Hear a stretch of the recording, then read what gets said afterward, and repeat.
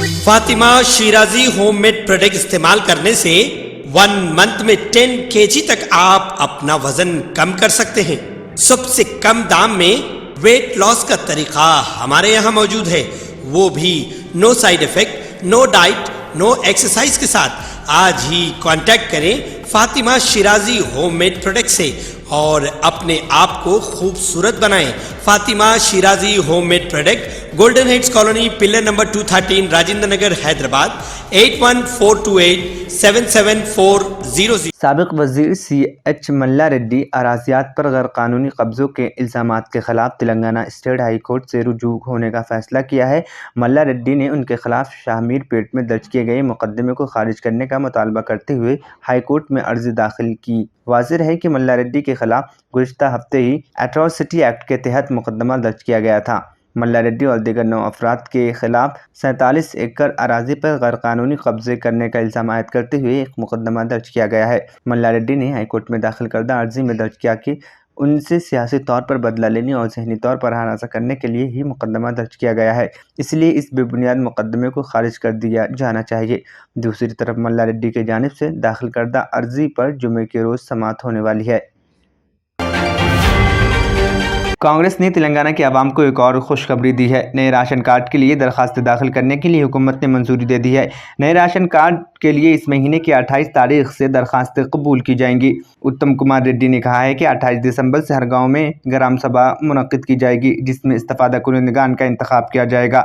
नए ration card के लिए दरखास्तें कबूल करने के अलावा मौजूदा राशन कार्ड में तब्दीली, इजाफा और सही करने का भी मौका फराहम किया जाएगा। रियासती वजीर सिविल सप्लाई उत्तम कुमार रेड्डी ने कहा है कि नए राशन कार्ड्स के लिए और पेंशन के लिए दरखास्तें देने का मौका और मकानात से मुताल्लिक इस्तिफादा कुनिंदगान का ऐलान इन सभा में किया जाएगा।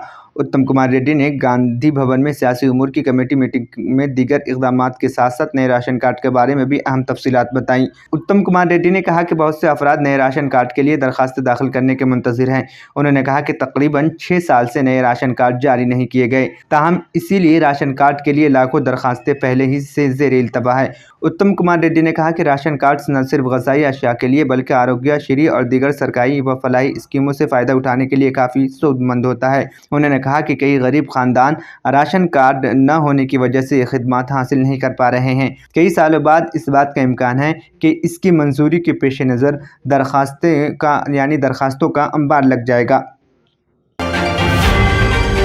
नायब सदर TPCC GD निरंजन ने मरकज़ी हुकूमत पर जमहूरियत को ख़तरे में डाल देने का इल्ज़ाम लगाते हुए शदीद तनक़ीद की। गांधी भवन में प्रेस कॉन्फ्रेंस से खिताब करते हुए उन्होंने कहा कि एक ही दिन 78 अरकान पार्लियामेंट को ईवान से मुअत्तल कर देना जमहूरियत पर कारी ज़र्ब है।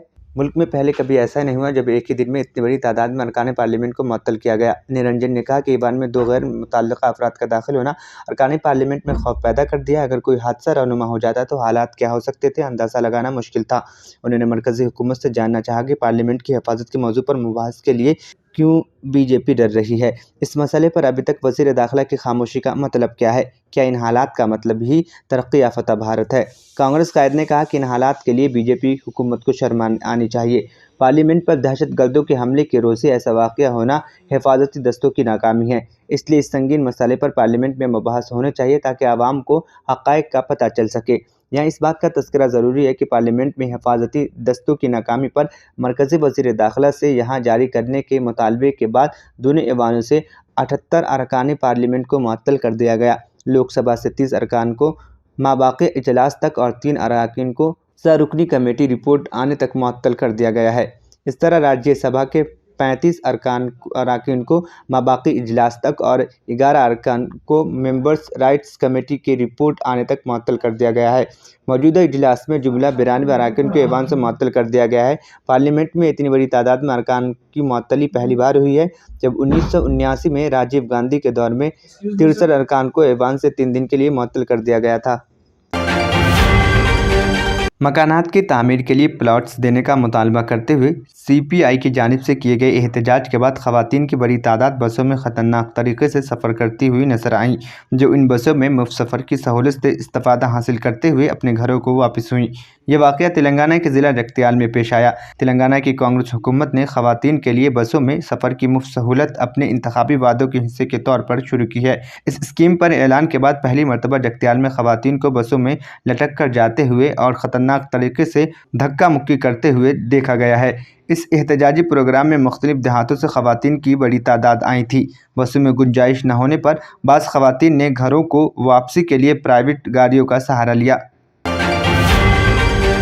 आरटीसी बस को न रोकने पर गांव वालों ने बस की वापसी के दौरान उसको रोककर एहतजाज किया, जिसके नतीजे में बस ड्राइवर ने बस को न रोकने पर माफ़ी मांगी। इसके बाद ही उसको जाने दिया गया। ये वाक़या कल शब तेलंगाना के ज़िला आदिलाबाद के एक गांव में पेश आया।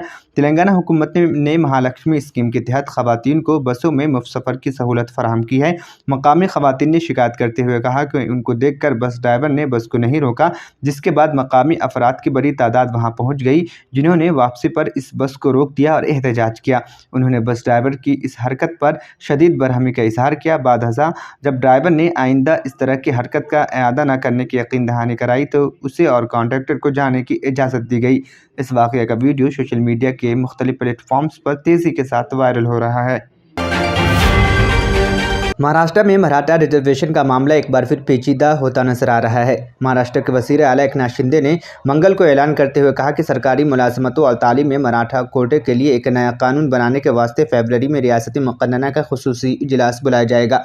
वाज़ेह है कि समाजी कारकुन मनोज जरांगे पाटिल ने मराठा तबके को रिजर्वेशन का फ़ायदा देने के लिए महाराष्ट्र हुकूमत को 24 दिसंबर तक का वक्त दिया था। शिंदे हुकूमत ने इससे पहले खुसूसी इजलास बुलाने का ऐलान किया। हालांकि अब उन्होंने जरांगे पाटिल के इस मुतालबे को नामंजूर कर दिया है। काबिल जिक्र है कि मराठा रिजर्वेशन को सुप्रीम कोर्ट ने रद्द कर दिया था। अब मराठा तबके एक बार फिर से रिजर्वेशन बहाली का मुतालबा कर रहे हैं। कई एहतजाजी मुजाहिरों के दरमियान रियासती हुकूमत तबके की पसमानदगी को बुनियाद बनाकर इसके लिए नए सिरे से रिजर्वेशन नाफिज करने का मंसूबा बना रही है। मराठा महाराष्ट्र की आबादी का तकरीबन 1/3 हिस्सा है।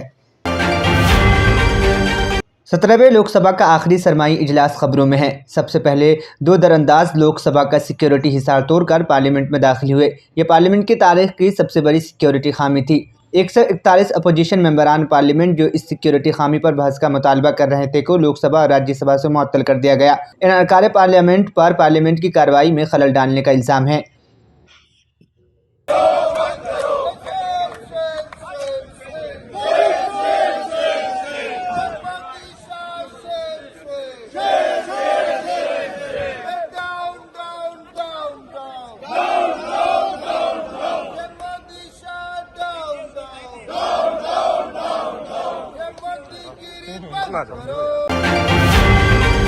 सफा गारमेंट्स में फेस्टिव एंड वेडिंग सीजन्स के लिए शेरवानी, ब्लेजर्स और डिजाइनर कुर्तास की बेहतरीन कलेक्शन। दुल्हे की शेरवानी हो या शेरवानी हो बारातियों की, 25% discount on all wedding collection.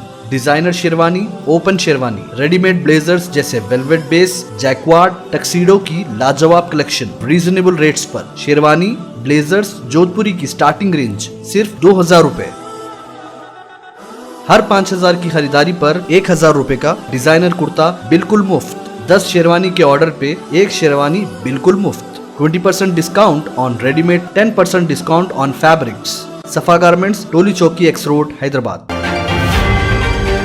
India इत्तेहाद के लीडरों की दिल्ली में कल मीटिंग हुई। 2 घंटे से भी ज़्यादा चली मीटिंग में 28 पार्टियों के लीडरान ने शिरकत की। मीटिंग के बाद कांग्रेस के सदर मल्लिकार्जुन खड़गे ने बताया कि मीटिंग में 141 अरकान पार्लियामेंट को पार्लियामेंट से मुअत्तल करने के खिलाफ करारदाद पास किया गया है और 22 दिसंबर को इसके खिलाफ मुजाहरा करने का फैसला किया गया है। उन्होंने कहा कि मीटिंग में आइंदा लोकसभा इंतखाब मजबूती के साथ मिलकर लड़ने का अज़्म जाहिर किया गया है। खड़गे ने यह भी जानकारी दी कि मीटिंग में जल्द अज जल्द रियासती सतह पर सीट शेयर करने और मुल्क भर में मुश्तरका रैलियां करने का फैसला किया गया है। मीटिंग के बाद प्रेस कॉन्फ्रेंस में मल्लिकार्जुन खड़गे ने कहा कि इंडिया इत्तेहाद के पार्टियों के दरमियान सीट शेयरिंग की जिम्मेदारी रियासती सतह पर निभाई जाएगी। अगर कहीं ये फार्मूला काम नहीं करता तो हम सभी इस मामले पर मिलकर फैसला करेंगे। साथ ही खड़गे ने कहा कि वज़ीर आज़म कौन होगा, इस सिलसिले में फैसला लोकसभा इंतखाब में जीत हासिल करने के बाद लिया जाएगा। हमारा पहला काम है इंतखाब जीतना, इसके बाद हम बाकी चीज़ें तय करेंगे। हमें पहले जीत हासिल करने पर तवज्जो देनी चाहिए।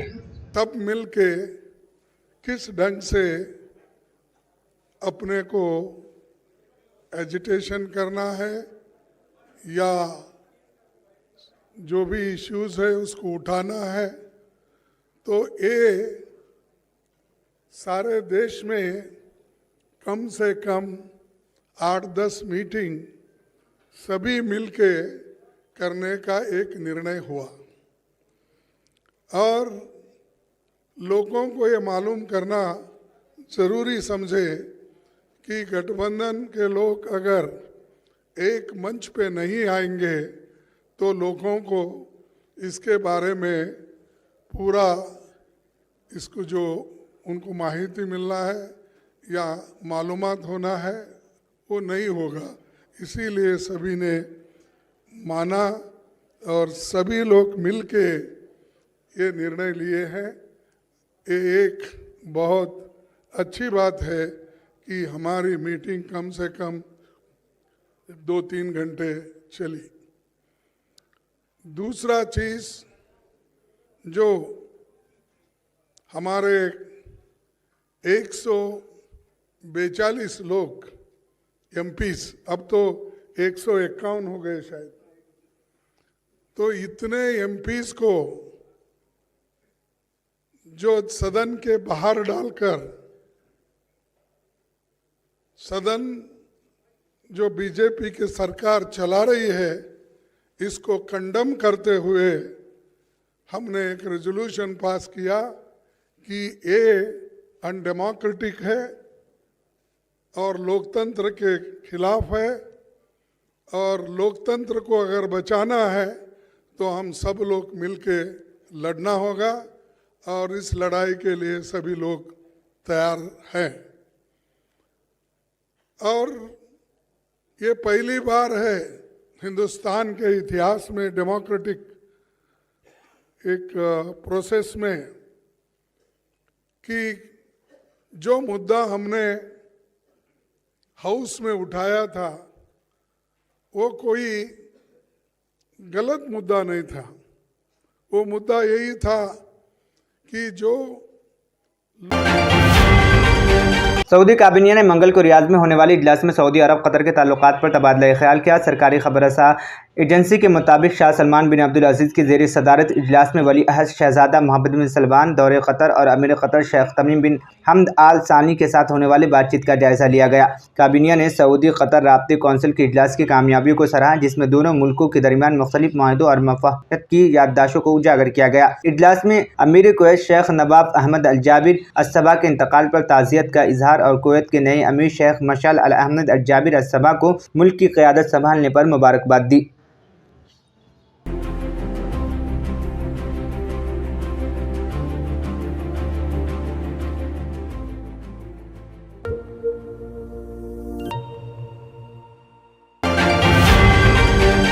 Germanton super speciality hospital, doctor Mir Jawad Zar Khan, senior experienced orthopaedic surgeon, bone fracture, joint replacement, hip replacement और स्पाइन सर्जरी कामयाबी से अंजाम दे रहे हैं। इसके अलावा neurosurgery, cardiology, gynaecology, dental, general medicine, dialysis और फिजियोथेरेपी जैसे शोबाजात में इंतहाई कामयाबी के साथ वाजबी फीस में इलाज किया जा रहा है। शेयरिंग और प्राइवेट रूम्स, अस्पताल में 24 घंटे MRI, CT scan, 2D digital x ray, ultrasound, operation theatre, ICU और लैब की सहूलत दस्तयाब है। आपकी उम्मीदों के ऐन मुताबिक Germanton super speciality hospital, pillar number 150, Attapur, Hyderabad. तंत्र मंत्र यंत्र के सम्राट బాబా ఆజాం ఖాన్ బెంగాల్ 100% లాభం గ్యారంటీతో పాటు కొన్ని కారణాల వల్ల మా వారి కంపెనీ బంద్ అయింది. పిల్లల స్కూలు, ఇంటి ఖర్చులు ఏం చెయ్యాలో అర్థం కాలేదు. అప్పుడు మేమిద్దరం బాబా ఆజాం ఖాన్ బెంగాలీని కలిసాం.